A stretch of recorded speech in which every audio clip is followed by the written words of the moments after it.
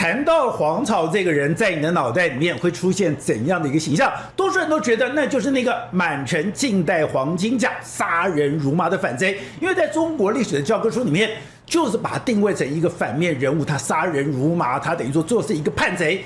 但是现在很多的翻案文章，现在很多的考究就会慢慢发现，他居然是中国历史里面一个非常关键的人物，因为黄巢的出现，才让中国的社会更公平。虽然在唐朝开始开科举试，开始有了科举，我开始要注意我的社会流动，我要在社会的底层选拔人才，我要选拔人才，注意的是你个人的品德，你个人的能力，你个人的所谓的操守。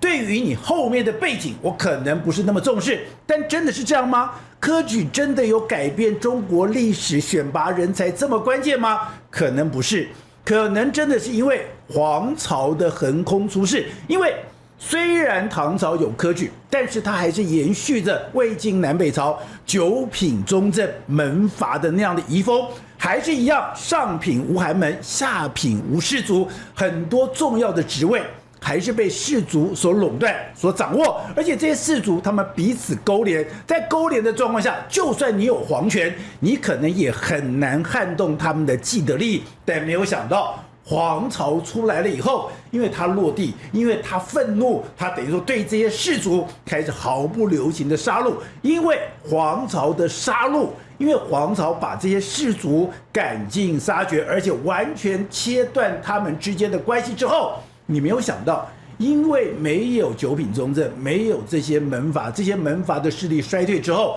中国才开始五代十国，到了宋朝才开始真的开科取士，有了一个更公平的中国。所以，如果没有黄巢的话，中国会是一个更阶级严明的社会吗？虽然不可能像印度那样子的，有婆罗门那样子的一个所谓的种姓制度，但如果没有黄巢，中国的现代可能跟现在大家所认知的完全不一样。那当谈到这样的一个故事，我们也非常高兴的请到我们的好朋友刘灿荣刘社长来跟我们聊一聊。社长你好。宝杰好，大家好。好，社长，我们之前看到一些文章，本来讲到了这个所谓的黄巢，就是负面的嘛。满城尽带黄金甲，就是一个权力欲望非常重的人，杀人如麻的人。可是现在的翻案文章说，搞了半天，中国从魏晋南北朝，在这个九品中正门阀制度，原来这个遗风到了唐朝并没有改变，没有改变的状况下，就算我有科举制度，就算武则天她非常强的科举，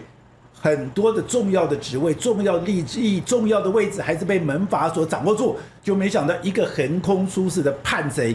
他虽然，我觉得历史微妙的地方在这里，你很多的意外，很多出来横空出世的人物，他居然把历史的轨迹狠狠的给切断掉了。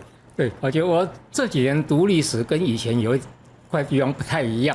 以前大概历史知识的吸收啦、过程的了解啦，甚至细节的了解，但这几年我退休以后特别注重史观的一个看法。那其中我非常喜欢的、很精彩。然后它影响历史既然这么重大、这么深远的，就是黄巢。对，唐朝末年的一个黄巢之乱，长达10年，它最终导致唐朝的一个灭亡。那后世的史书在讲，或者是那个戏曲啦、小说啦，讲到黄巢这个人十恶不赦、泯灭天良的一个人，杀人800万，吃人无数，而且没有任何道德观念。对，又吃人，那真的是这样子吗？其实有一份证据，所以的话，我们来看黄巢一个他历史背景的一个真相啊。毛泽东在喜欢看历史，我们知道，毛泽东在评论黄巢这个人的时候，他非常喜爱黄巢。他其实对毛泽东后来的一些国共内战的一些发展战略战术啦，有黄巢很深的一个影子在他身上啊。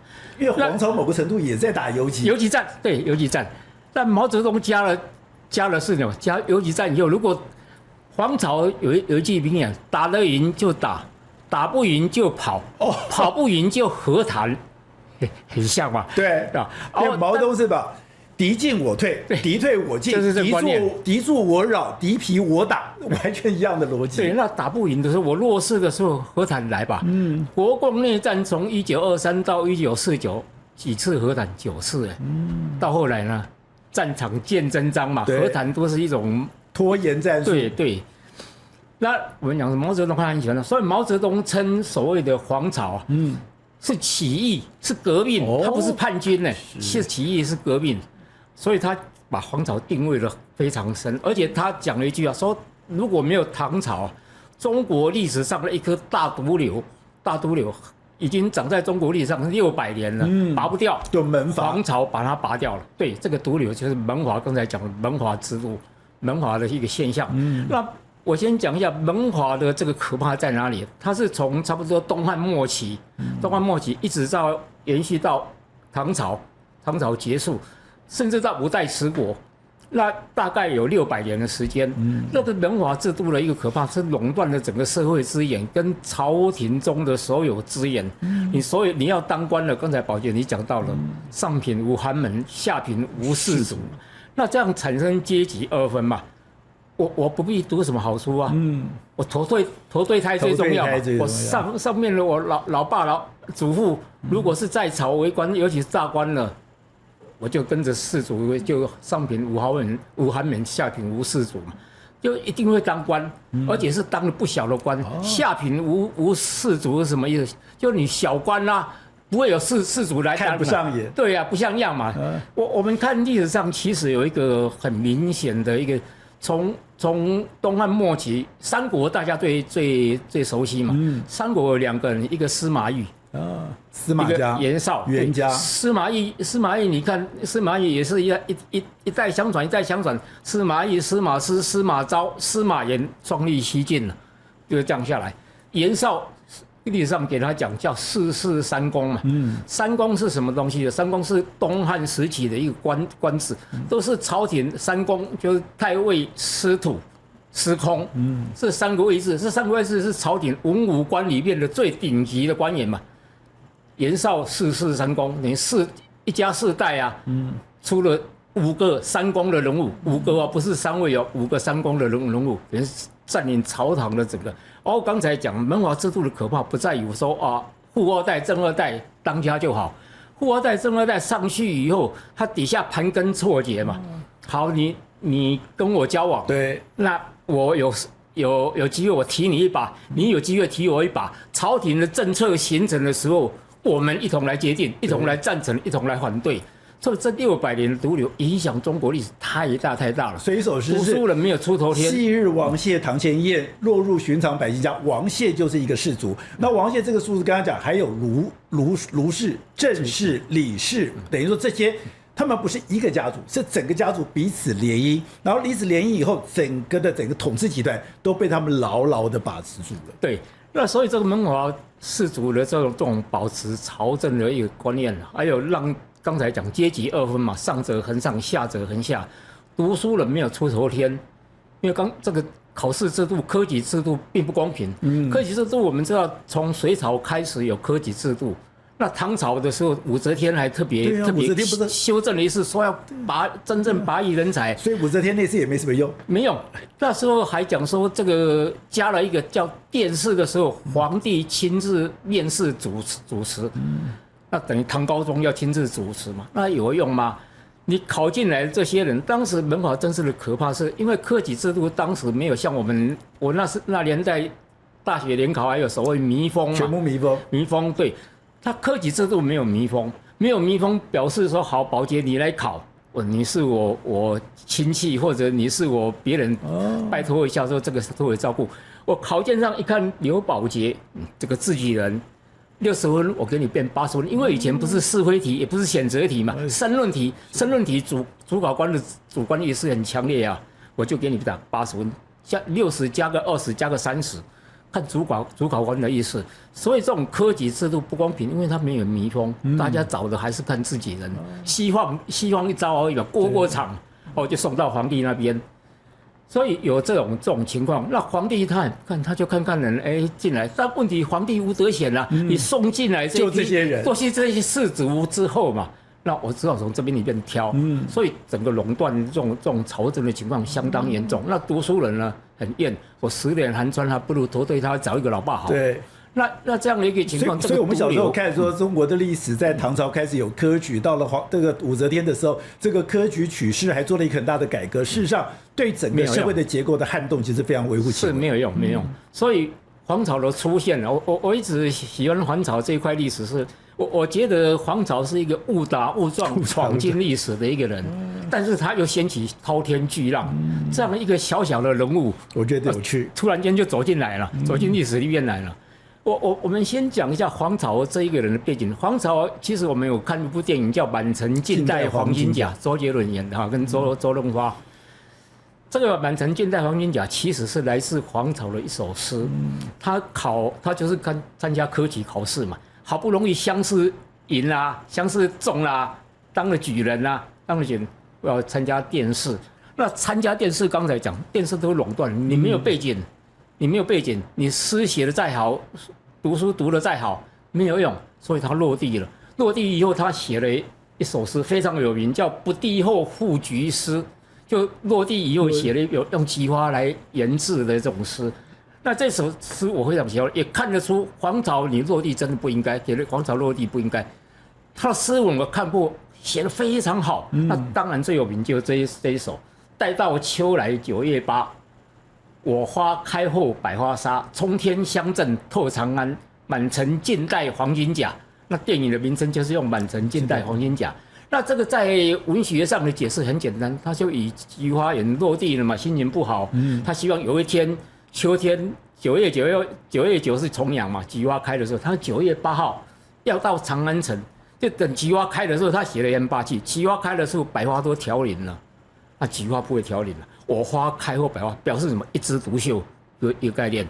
那冲天香阵透长安，一般文学上的解释说，他到长安里面，这些菊花很香嘛，冲天香阵啊透长安，其实不是，历史的解释不是这样子。他后来你知道黄巢有一个自己封号叫什么？叫冲天大将军。冲天大将军。所以这个冲天香阵透长安，就已经有表明他有一天要杀进长安，对，杀回来。对哦，满城尽带黄金甲，带着那些穿那个金灿灿的那个盔甲的武士啊，在长安城里面出现。所以这一首诗其实有它的历史背景。那我们讲黄巢，刚才讲后世把它形象扭曲的太厉害。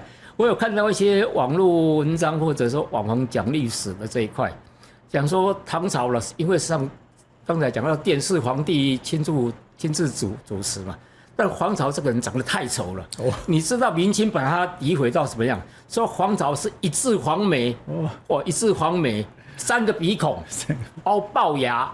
牙齿龅牙2颗爆出来，其他还稀稀疏疏都是孔洞，太丑了一个人了。那不跟钟馗一样？电视当然网红就引用这一块，说电视的时候皇帝看他这么丑，怎么可以当官呢？刷掉了。其实不是这样，那是文化制度的一个牺牲品，一个牺牲品。黄巢有那么丑吗？史书不管你《旧唐书》《新唐书》《资治通鉴》，没有一块提起他的长相。所以黄巢到底长怎么样？不知道，我不知道。但他落地是真实，因为文化制度他被牺牲掉。到落地以后，他真的很厌，也很气，好，那这是一块。另外一块是唐朝的那个年代呢，是唐僖宗。唐僖宗等于唐朝的最后的第3个皇帝嘛，第19个皇帝。那这个唐僖宗他很衰，他12岁就即位了，年纪小。但他即位的时候，12岁小孩什么都不懂。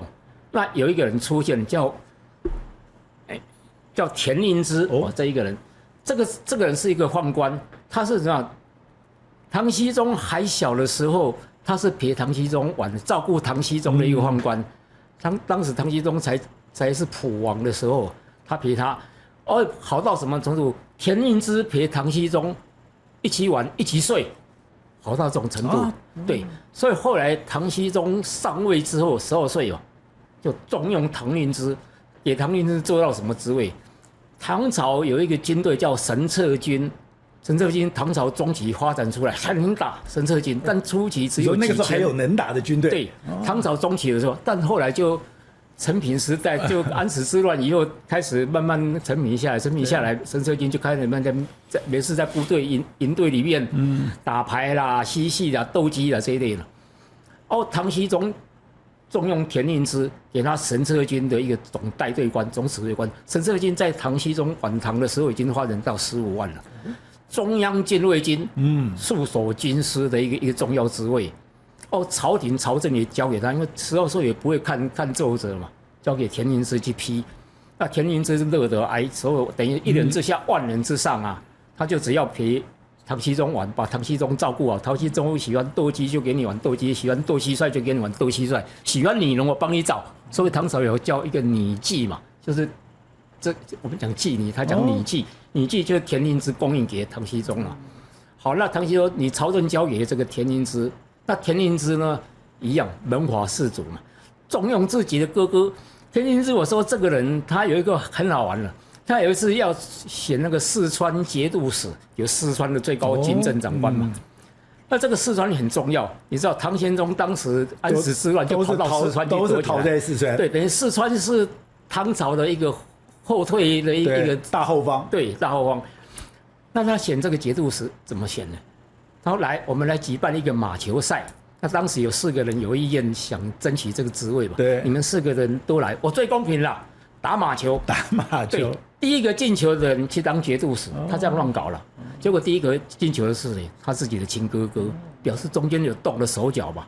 马球棍给你剪短或怎么样，不知道，就是他哥。所以他朝政是乱搞的。然后你要晋升啦，要当官啦，卖多少钱？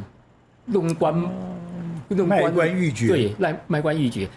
那个田令之这样的一个人，除了这样以外，唐僖宗上位的前一年，公元873的时候，中国发生一个所谓的大旱灾。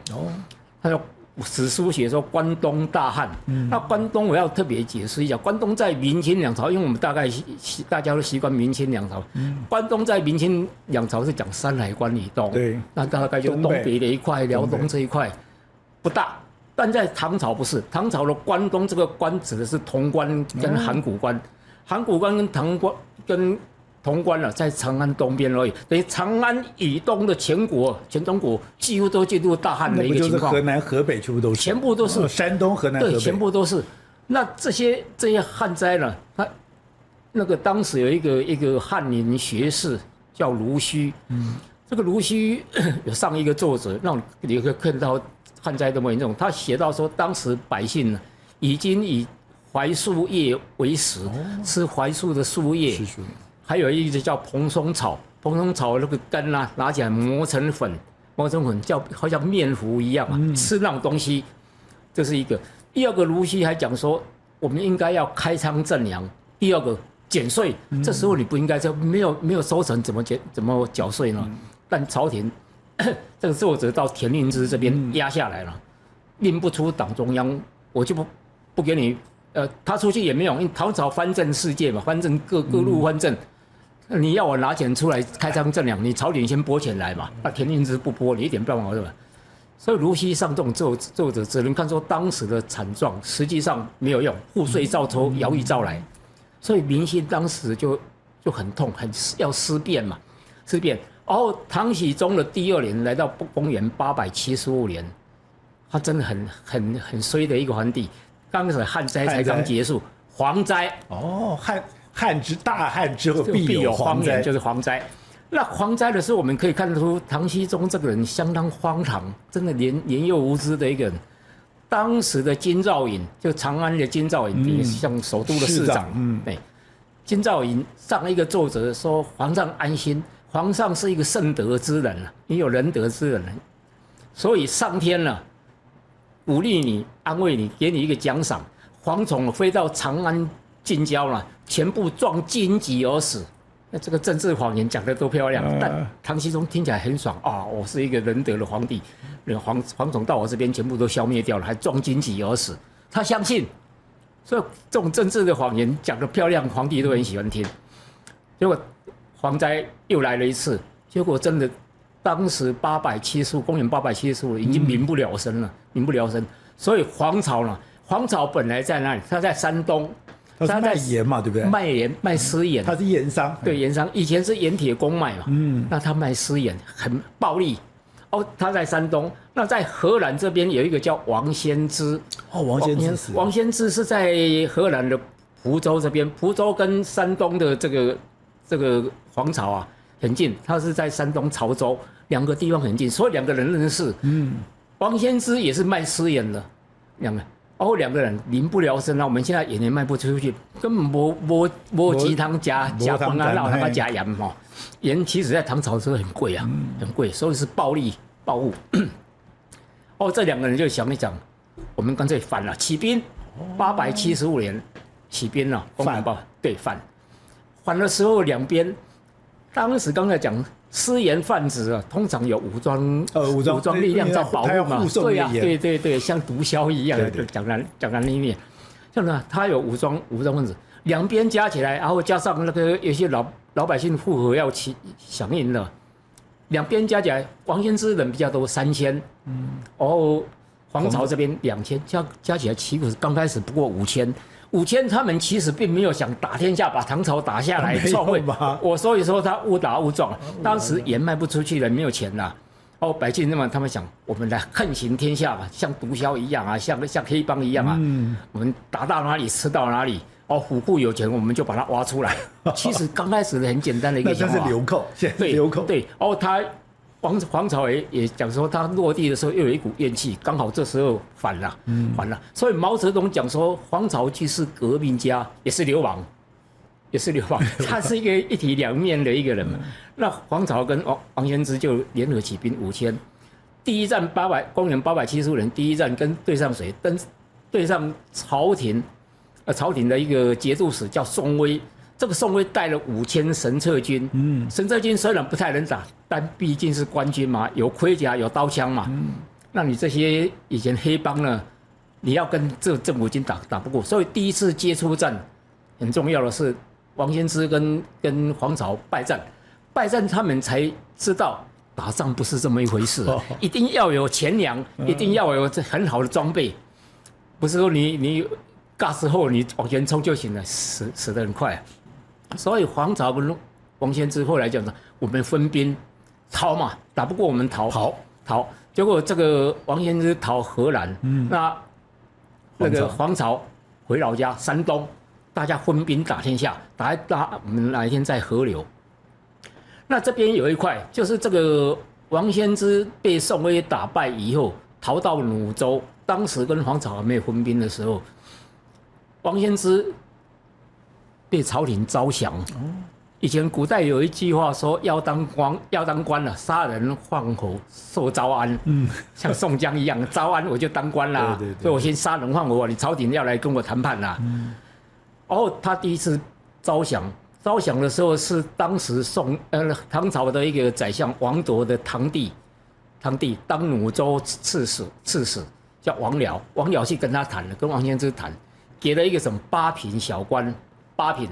然后给他说，我神策军有一个小队让你带，叫神策军押解犯人的牙齿的牙就是一个小队长。这个王先生没什么志气啊，当官了，好啊，对，他要接啊，要接。然后朝廷有一个规矩，和谈向来是这样子，我强势的，你弱势的，你接受我给你当官嘛，你好好养老，你乖乖到朝廷来听话，部队解散。一定是要部队解散，这没话讲了。你不能在你地盘来在朝廷，是我监控。哪天我高兴的对你好一点，不高兴的照样宰掉。很多历史上这样的一个案例。这个王先知答应了，有个8品小官高兴了。8品小官比我们看电视9品芝麻官还小，9品芝麻官还是县长级的、市长级的，还有个实权。8品小官什么都没有啊。结果黄巢听了很怒，黄巢说：“我们当时一起。”约好要打天下，一起要横行天下，这么一个小官，你就把你收买了。对，就被收买，然后底下这些人怎么办？所以痛打王先知一顿，结果2个人就分兵嘛，等于有点嫌隙了，就分兵。刚才讲分兵，一个荷兰，一个山东，这公元875年。